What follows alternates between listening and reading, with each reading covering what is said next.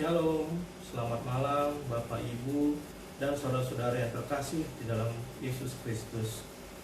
Pada malam hari ini sebelum kita beristirahat, kita menyudahi segala aktivitas kita, marilah kita sejenak merenungkan firman Tuhan yang menjadi refleksi dalam hidup kita. Sebelum kita merenungkan firman Tuhan, mari kita berdoa untuk meminta kekuatan dari Tuhan. Mari kita berdoa. Terima kasih ya Tuhan Yesus atas segala berkat dan penyertaan-Mu ya Tuhan, dari pagi hari, siang hari, hingga malam hari ini ya Tuhan. Ya Tuhan, pada malam hari ini kami akan menyudahi segala aktivitas kami Tuhan, kami akan beristirahat. Namun sebelumnya kami membaca sebagai dari firman-Mu Tuhan dan merenungkannya. Kiranya Tuhan mencurahkan Roh Kudus bagi hati kami masing-masing ya Tuhan, untuk mengerti makna dari firman yang akan kami renungkan ya Tuhan. Di dalam nama Yesus Kristus kami telah berdoa dan mengucap syukur. Amin. Firman yang akan kita renungkan pada malam hari ini tertulis dari 1 Korintus 7 ayat 32 sampai 40.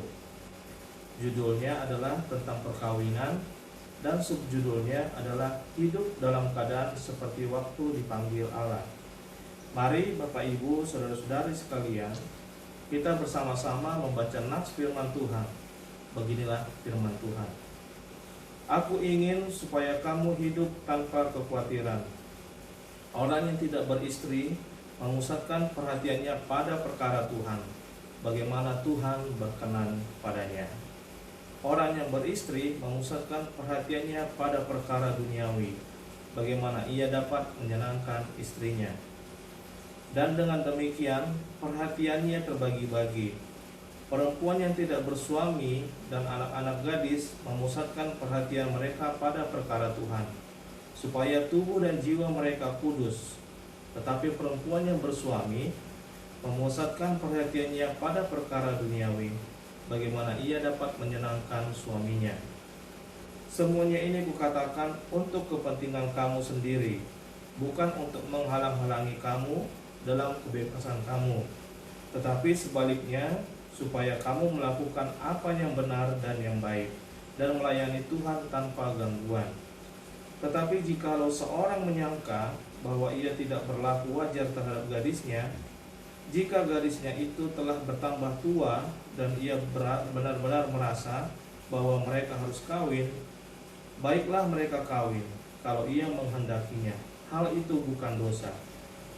Tetapi kalau ada seorang yang tidak dipaksa untuk berbuat demikian, benar-benar yakin dalam hatinya dan benar-benar menguasai kemauannya, telah mengambil keputusan untuk tidak kawin dengan gadisnya, ia berbuat baik. Jadi orang yang kawin dengan gadisnya berbuat baik, dan orang yang tidak kawin dengan gadisnya berbuat lebih baik. Istri terikat selama suaminya hidup. Kalau suaminya telah meninggal, ia bebas untuk kawin dengan siapa saja yang dikehendakinya, asal orang itu adalah seorang yang percaya. Tetapi menurut pendapatku, ia lebih berbahagia kalau ia tetap tinggal dalam keadaannya. Dan aku berpendapat bahwa aku juga mempunyai Roh Allah. Demikian firman Tuhan. Nats ini bercerita tentang bagaimana Rasul Paulus memberikan nasihatnya kepada jemaat di Korintus pada saat itu. Korintus adalah sebuah kota Yunani yang terpenting pada saat itu. Kota ini memiliki dua pelabuhan yang saling berhubungan, yang menjadikan kota ini menjadi kota perniagaan yang sangat besar dan sangat makmur. Karena kayanya, maka kota ini terkenal akan kekayaan dan seni. Namun sayangnya juga terkenal akan percabulannya. Namun dalam kota yang cabul inilah Rasul Paulus oleh berkat Allah atas pekerjaannya membangun dan membina sebuah jemaat Kristen, khususnya di antara bangsa-bangsa bukan Yahudi. Pada nats ini, Rasul Paulus menasehati jemaat Korintus akan arti atau nilai pernikahan. Di tengah-tengah maraknya percabulan di kota Korintus tersebut, Paulus mengingatkan untuk menjaga kekudusan diri sendiri serta pernikahan tersebut. Ada 3 poin penting yang disampaikan oleh Rasul Paulus kepada jemaat di Korintus, yaitu sebagai berikut. Yang pertama, Rasul Paulus menekankan agar jemaat untuk hanya fokus kepada pelayanan kepada Tuhan Allah daripada hal duniawi. Hal ini tertulis di ayat 32 sampai 35. Paulus menganjurkan kepada jemaat Korintus agar memusatkan perhatian dan hidupnya hanya kepada firman Tuhan saja. Bahkan jika memungkinkan, hendaknya bagi mereka yang terpanggil untuk melayani Tuhan, baiknya hidup selibat.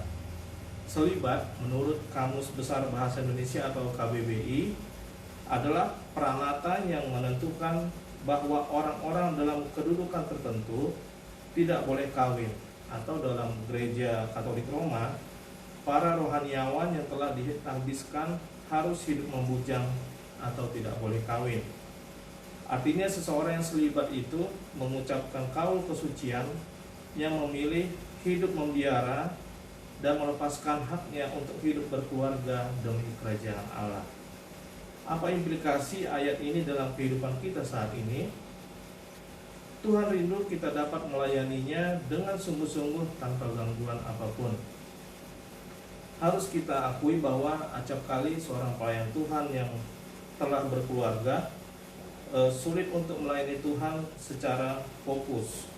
Pelayan Tuhan tersebut haruslah berpikir juga bagaimana untuk memenuhi kebutuhan keluarganya, sehingga dengan demikian pikirnya jadi mudah untuk terbagi-bagi. Belum lagi adanya tantangan di mana keluarga tersebut tidak mendukung pelayanannya, sehingga lebih mudah bagi seseorang dalam melayani Tuhan untuk hidup selibat, karena tidak perlu mengkhawatirkan keluarga lagi dalam pelayanannya kepada Tuhan. Kemudian poin kedua yang disampaikan Rasul Paulus adalah Rasul Paulus mengingatkan bahwa pelayanan bagi Tuhan tidak mementingkan status pernikahan seseorang tersebut. Diambil dari ayat 36 sampai 38. Dalam pelayanan, Tuhan tidak melihat pentingnya status pernikahan seseorang tersebut. Apakah orang tersebut menikah atau tidak menikah. Baik menikah maupun tidak menikah adalah sama-sama baik di hadapan Tuhan. Hal ini tentunya memperhatikan bahwa betapa lemahnya kedagingan seseorang manusia. Manusia cenderung jatuh ke dalam dosa, sehingga diberikanlah kelonggaran bagi setiap orang untuk memilih agar ia lebih baik berumah tangga daripada berbuat percabulan. Demikian juga dengan gereja kita, yang pada perkembangannya memberikan kebebasan kepada pendeta untuk berkeluarga. Bahkan Bible Pro atau penginjil wanita yang tadinya harus hidup selibat, namun pada perkembangannya telah diberikan pelonggaran untuk memilih untuk berkeluarga. Hal yang terutama adalah bahwa kita harus dapat melayani dengan sepenuh hati kepada Tuhan. Bahkan kita harus memprioritaskan pelayanan kepada Tuhan di atas keluarga kita. Alangkah indahnya bila seseorang pria atau wanita yang belum atau tidak menikah menjaga kekudusan dirinya dan melaksanakan firman Tuhan dalam hidupnya.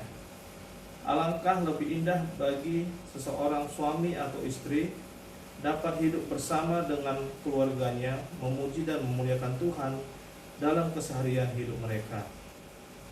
Hal ini sejalan dengan firman Tuhan pada Korintus 11 ayat 3 yang berbunyi, "Tetapi aku mau supaya kamu mengetahui hal ini, yaitu kepala dari tiap-tiap laki-laki ialah Kristus, kepala dari perempuan ialah laki-laki, dan kepala dari Kristus ialah Allah."